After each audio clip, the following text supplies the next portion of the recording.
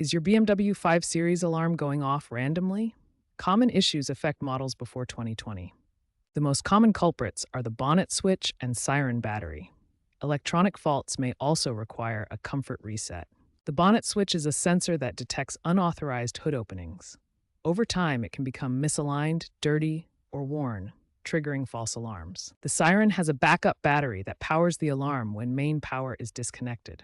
This battery degrades over time, lasting 2 to 3 years in older models and 5 to 7 years in newer lithium-ion types. A comfort reset might be needed to clear electronic faults in the key fob or vehicle module. This involves cycling the ignition, locking and unlocking doors, or using diagnostic software. We'll walk you through diagnosing and fixing these issues. Start by inspecting the bonnet switch for any damage or misalignment. Check the hood release area carefully. If you find issues, try cleaning the switch and applying dielectric grease to prevent corrosion. If cleaning doesn't work, replace the bonnet switch.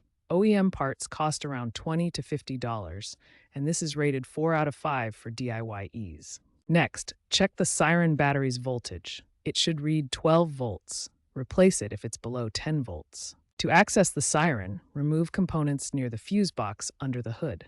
After making changes, perform a comfort reset by cycling the ignition and locking and unlocking the doors. For complex issues, use a BMW-specific scanner like NPay or Autel MaxiSys to read fault codes and reset the system.